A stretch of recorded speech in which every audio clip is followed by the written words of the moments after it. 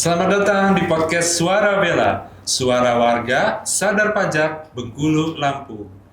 Podcast ini adalah ruang ngobrol santai, tapi tentunya bermakna. Tempat kita bahas hal-hal penting seputar perpajakan dan tentunya update regulasi terbaru yang langsung berdampak ke rekan-rekan wajib pajak. Saya Andi dan hari ini kita akan membahas topik yang masih hangat di dunia perpajakan dan digital, yaitu PMK nomor 37 tahun 2025 tentang penunjukan pihak lain sebagai pemungut PPh pasal 22 dalam perdagangan melalui sistem elektronik atau PMSE.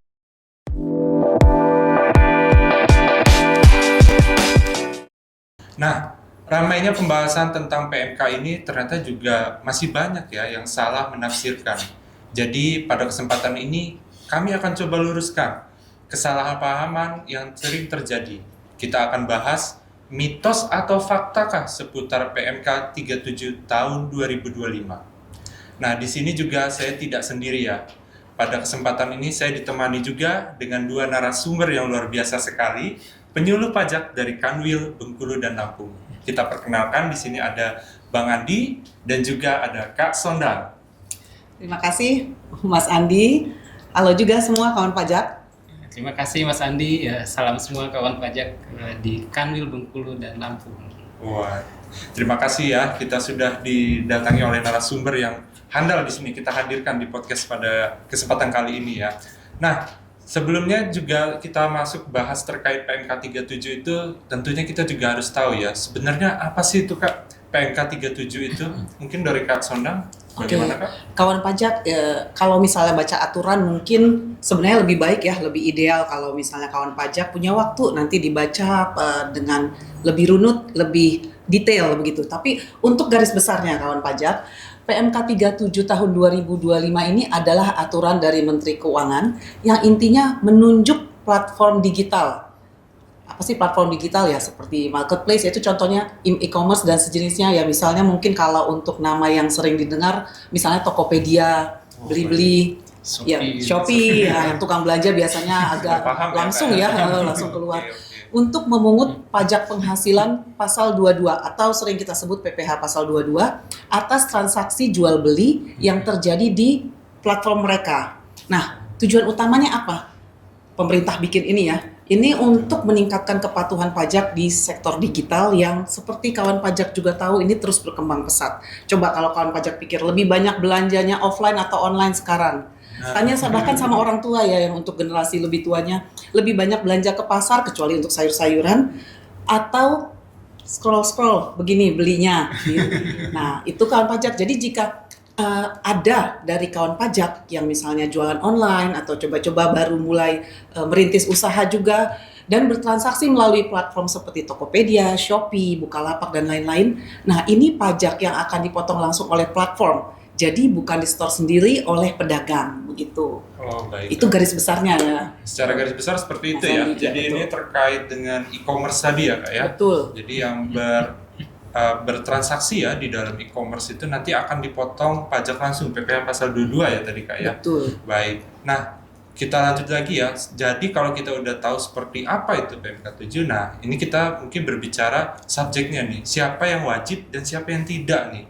Nah, kira-kira apakah semua penjual online ini dikenai pajak nggak gitu Kak? Mungkin Kak Adi bisa bantu menyampaikan? Ya, ini kawan pajak. PMK 37 ini kan hanya mengatur mengenai mekanisme pemotongan. Sementara terkait dengan PPh-nya itu sebenarnya sudah diatur lebih dulu di PP 55 itu sudah diatur. Jadi sebelumnya itu mekanismenya adalah setiap penjual itu setiap penjual dia harus menyetorkan sendiri PPh atas penghasilan yang diterimanya. Nah, dengan PMK 37 ini mekanismenya dibalik, dibalik. Jadi yang memotong adalah pihak marketplace-nya. Nah, apakah semua penjual itu akan dipotong PPh 22? Nah, tidak selalu.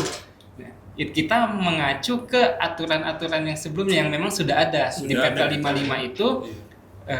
Orang pribadi yang memiliki penghasilan sampai dengan 500 juta itu tidak dikenakan, tidak ada kewajiban untuk membayar pajak. Ya. Jadi ketika para seller di marketplace memiliki penghasilan dalam 1 tahun tuh masih di bawah 500 juta, itu tenang saja tuh, tidak perlu dikenakan ya. sepanjang dia bisa membuktikan atau menyampaikan surat pernyataan bahwa penghasilannya di bawah 500 juta. Tadi ya. Jadi ada thresholdnya ya. Ada thresholdnya. Batasnya ya, Ada batasnya. Atau misalkan dia badan ataupun OP yang dia memiliki surat keterangan bebas. Dia memiliki surat keterangan bebas karena kalau di Cortex ini dia sudah otomatis ya, SKB itu sudah terbaca. Jadi ketika dia memiliki surat keterangan bebas, dia tidak akan dipotong PPh pasal 22 ini. Jadi ini tidak semua serta-merta seller akan dipotong dengan PPh pasal 22 ini. Jadi ini ya, tidak semua ya kawan pajak ya. Jadi hanya yang memang sudah memenuhi persyaratan ya tadi ya. Dan itu juga sebenarnya sudah ada di peraturan sebelumnya ya kayak terkait seperti PP 55 yang untuk UMKM itu berlakunya tetap sama, hanya saja dibalik kayak kalau sebelumnya dia store sendiri, tapi sekarang dipotong oleh dibantu marketplace. sebenarnya ya kayak Itu memudahkan ya. Memudahkan ya. Oke, nah kita lanjut lagi nih. Mungkin terkait kesalahan pemahaman yang masih umum terjadi ya. Jadi di masyarakat kita itu masih ada yang mungkin salah kaprah ya. Tapi ya wajar lah, namanya juga regulasi baru ya Kak ya. Betul. Jadi coba kita mungkin di sini bisa meluruskan. Ada beberapa, kita di kesempatan ini nyebutnya beberapa mitos tadi ya, sesuai tagline kita ya. Nah, mitos yang pertama, nah katanya ini sifatnya itu pajak baru, justru malah bikin ribet UMKM. Nah itu gimana tanggapan itu Kak, mitos ini? Nah, kalau tadi seperti kawan pajak sudah dengarkan juga, ini bukan pajak baru. Tadi kan Kak Adi juga sudah cerita ya mengenai bahwa ini sebenarnya juga tidak tumpang tindih. Ini malah seperti kayak komplementer untuk aturan yang sebelumnya. Sudah ada. Iya, yang sudah ada. Ini adalah mekanismenya yang baru, pajaknya bukan pajak baru. Maksudnya bagaimana bukan pajak baru?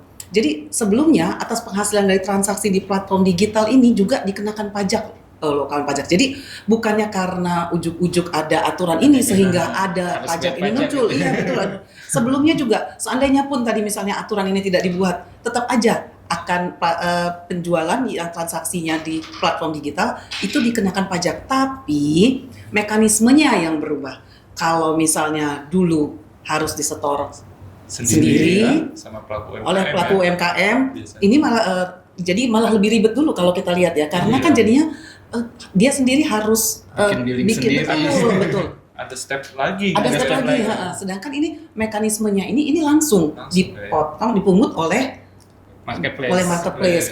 Sehingga kalau kita pikir ini malah menurut saya juga itu UMKM friendly ya. Jadi kalau dibilang menyusahkan UMKM itu tidak sama sekali. Secara mekanisme juga memudahkan, dan kalau misalnya kawan pajak juga ingat tidak ada dokumen yang bertambah. Kenapa? Betul. Karena invoice-nya sendiri yang digunakan di dalam transaksi yang memang sudah terlaksana. Seperti kawan pajak misalnya kalau misalnya di Topet kan ada tuh invoice-nya ya. Pada saat belanja kan ada tuh yang bisa jelas. Kita download ya. Betul, bisa di-download, bisa juga nggak usah gitu kan ya. Nah, itu sudah dianggap sebagai salah satu bukti potong. Demikian. Jadi tujuannya memang untuk memudahkan pelaporan atau simplifikasi. Tidak ada penambahan beban administrasi. Iya, tidak mengurangi beban administrasi perpajakan bagi para pedagang, terutama lagi-lagi yang UMKM, karena pemerintah juga memaklumi kalau UMKM itu kan itu masih semangat-semangatnya terutama di seluruh tenaganya itu untuk apa? Untuk memajukan usahanya. Ini adalah salah satu juga dari pemerintah. Ya udah kita bikin simple aja biar mereka bisa mikirin bagaimana memajukan usahanya. Betul. Dan nggak mikirin buat bikin billing lagi. Betul. Terima beres ya. Betul. Jadi tinggal nunggu aja bukti kayak semacam invoice itu udah dianggap sebagai. Sudah benar. Jadi tidak ada dokumen baru. Nggak ada, tidak pajak baru, tidak ada dokumen baru tambahan. Apa yang baru? Mekanismenya.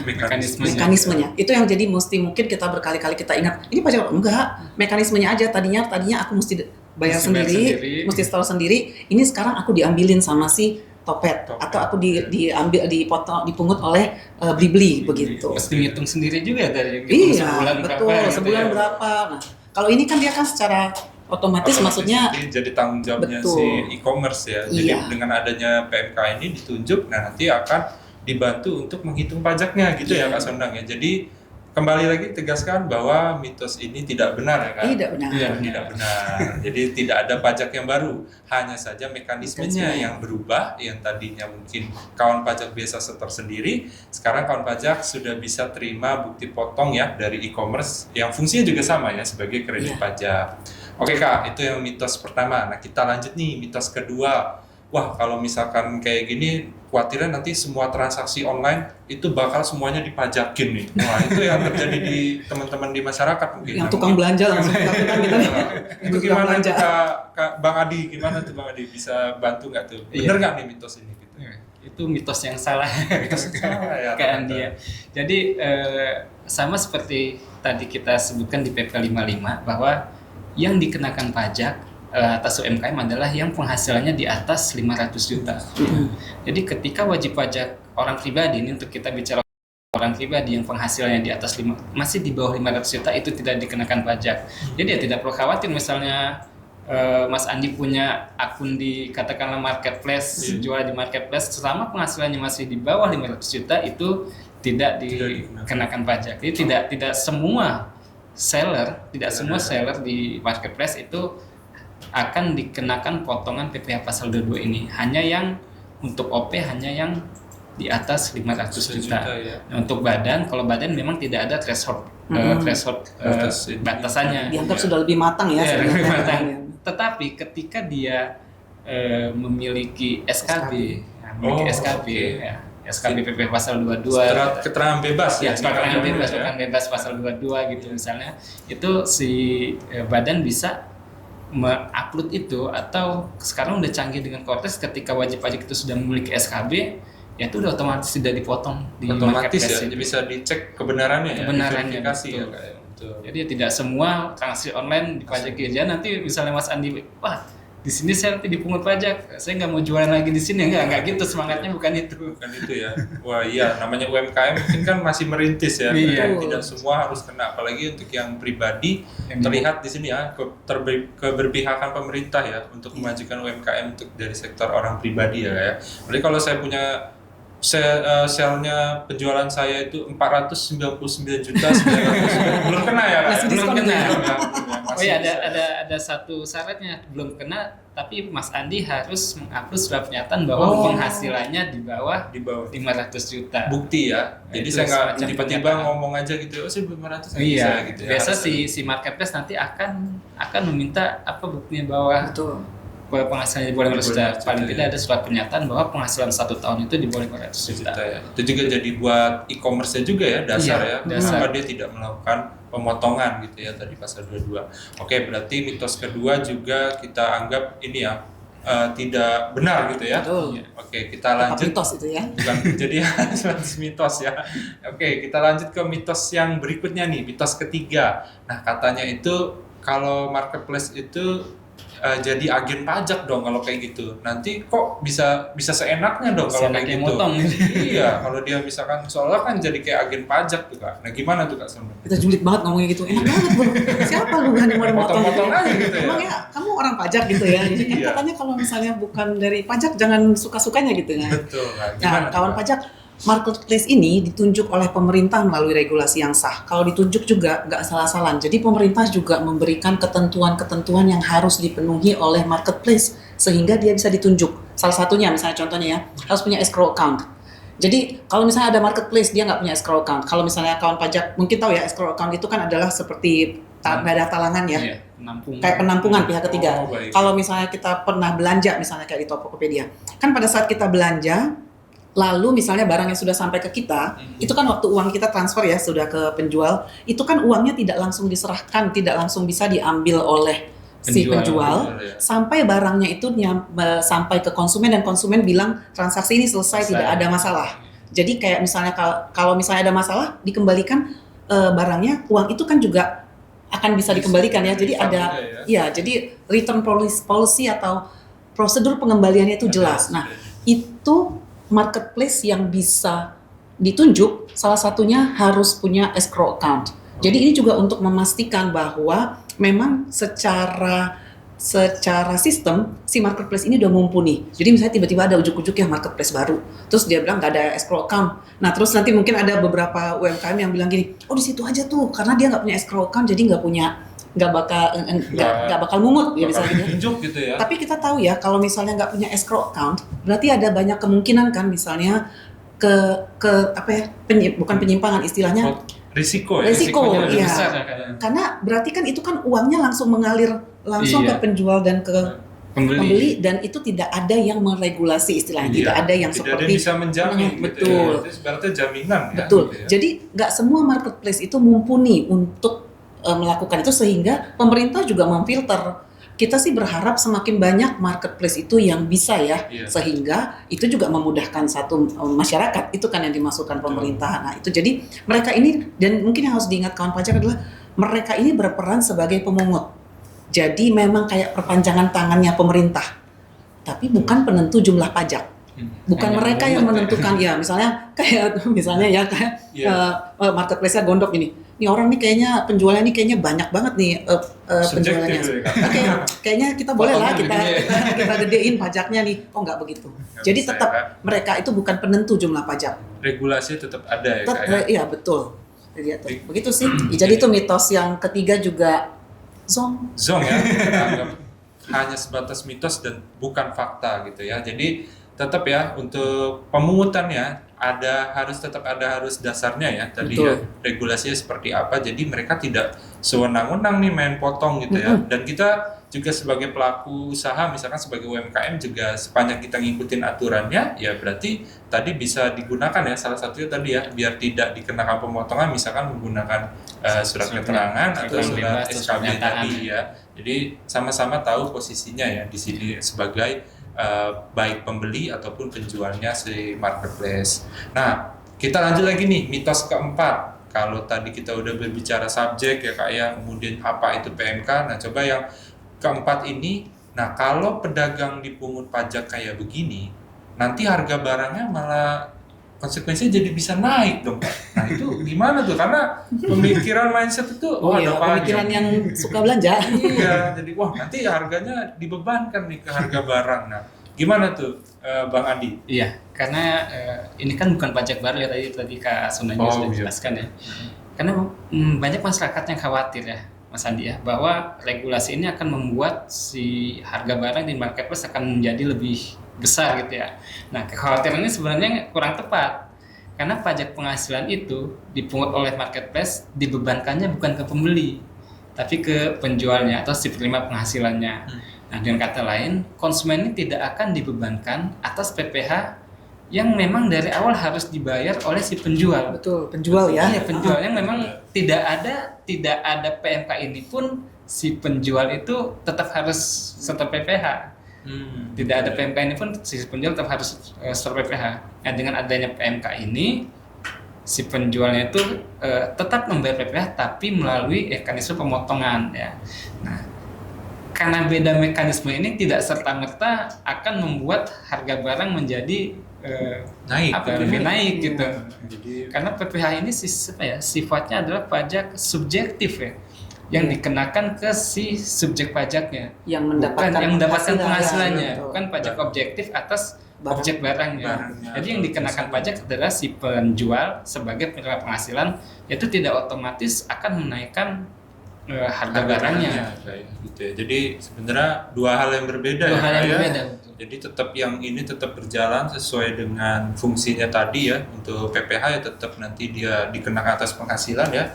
Kalau barang ya nanti hanya memungut sesuai dengan ketentuan tadi ya. Jadi harusnya tidak membebani ya Kak ya. Kalau tadi ya tidak membebani dari harga pajaknya. Nah itu berarti mitos yang keempat nih kita bisa bilang juga zong juga nih. Tetot gitu ya. Kita lanjut lagi ke mitos yang berikutnya, mitos kelima. Lah nanti bayar pajaknya, ada bilang nih di masyarakat, bayar pajaknya bisa 2 kali dong nanti gitu. Karena mungkin tadi ya udah bayar sendiri dipotong lagi gitu. Nah gimana tuh? Nah, jelas tidak kawan pajak. Karena kalau kita tahu itu tadi kan sudah dia punya bukti potong ya. Bukti potong tersebut itu bukti bahwa si penjual ini, bahwa kita misalnya ada penjual di online ini sudah membayar pajaknya kan, dan itu bisa digunakan sebagai kredit pajak saat kawan pajak melaporkan SPT. Jadi nggak akan rugi, nggak akan ada 2 kali. Istilahnya sebenarnya sama yang tadi seperti Bang Adi ceritain ya. Kalau misalnya kan dia sudah bayar pajaknya nih. Ini bayar pajaknya nanti pada saat memperhitungkan pajaknya lagi. Ya, ini bisa diperhitungkan sebagai pengurang, sebagai kredit pajak ya. Ya, kalau mungkin buat dari kawal pajak mungkin sebagai pengurang buat ngurangin apa yang harusnya dibayar begitu. Jadi nggak 2 kali dikenakan pajak atas penghasilan yang sama. Ya. Untuk yang dijual ini kayak lewat marketplace ini ya. Betul. Jadi sebenarnya sudah boleh pilih salah satu ya kayak. Sebenarnya kalau sudah dipotong berarti nggak usah perlu bayar gitu ya. Kalau misalkan dia sudah dipotong gitu ya, karena itu sebenarnya fungsinya udah sama gitu ya. Betul. Jadi harusnya nggak ada lagi istilah bayarnya sampai 2 kali nih. Mungkin karena memang masih tetap ada kewajiban melaporkan SPT ya. Jadi dia pikir ini kayaknya bayar 2 kali nggak, nanti saya hitung lagi nggak. Betul, menghitung lagi. Karena bisa jadi begini, kan kawan pajak mungkin juga meskipun jualan online, bisa jadi juga berjualan offline. Nah mungkin yang offline itu memang harus dihitung lagi. Ya. Nah hitung lagi ya dibayar. Ya kalau untuk yang offline karena dia belum dipotong, belum dipungut, belum dibayar kan berarti istilahnya, ya itu tetap harus dibayar. Tapi untuk penghasilan yang sama. Jadi untuk misalnya tadi transaksi misalnya dengan saya transaksi online dengan Bang Adi. Saya transaksi offline dengan Mas Andi. Nah, untuk yang transaksi online dengan Bang Adi itu saya sudah dipotong. Jadi istilahnya atas transaksi ini sudah pajaknya sudah dibayarkan. Tapi atas transaksi dengan Mas Andi ini belum. Ini jadi pada saat dihitung lagi nanti, nah itu mungkin yang itu pada saat dibayarkan, maka kita akan perhitungkan dari kedua penghasilan ini. Tadi pajak yang dibayarkan untuk Bang Andi tadi yang Bang Adi yang online tadi itu sudah bisa menjadi kredit pajak atau pengurangnya begitu. Jadi nggak ada 2 kali. Nggak ada 2 kali ya. Nggak. Jangan sampai malah nggak dibayar ya. Oh iya. Jadi ini udah dibayar padahal beda penghasilannya. Jadi tetap ya tidak ada pengenaan pajak 2 kali untuk objek yang sama gitu ya ibaratnya gitu, karena sudah digantikan dengan pemotongan tadi. Jadi mitosnya tidak bisa dibuktikan kebenarannya gitu ya. Oke. Itu yang sering kita dengar soalnya ya mitos-mitos tadi ya. Karena kita masyarakat awam mungkin tidak paham hanya ngikutin aja apa yang lagi rame nih. Tentunya memang dunia usaha digital ini kan sedang berkembang pesat ya, terutama di era saat ini ya. Jadi kalau memang nggak diatur dengan baik, pasti akan menimbulkan ketimpangan pajak ya, ketidakadilan antara yang jual online sama jual offline. Nah, dengan adanya PMK 37 tahun 2025 ini, maka pemerintah ingin menciptakan level playing field yang lebih adil gitu ya. Tadi kan penjelasan Bang Adi, penjelasan Kak Sonda tadi sudah menjelaskan ya bahwa di sini antara offline dan online itu jadi sama gitu ya kedudukannya ya. Yang offline bisa setor sendiri, yang online nanti dibantu dengan pemotongan dari pihak e-commerce yang sudah ditunjuk. Jadi pajak itu bukan hanya soal beban kawan-kawan pajak semua, tapi soal kontribusi. Nah, dengan semakin adilnya sistem yang kita terapkan, maka semakin ringan pula untuk kita semua menjalankan. Baik kawan pajak, itu dia pembahasan kita hari ini soal PMK 37 tahun 2025 dan bagaimana kita bisa memahaminya secara tepat dan benar. Semoga setelah ini kita tidak lagi salah dalam memahami soal pemungutan PPh 22 di platform digital. Terima kasih sudah mendengarkan Suara Bella. Jangan lupa follow, share, dan sampai jumpa di episode berikutnya. Semangat belanja untuk UMKM. Terima kasih. Terima kasih.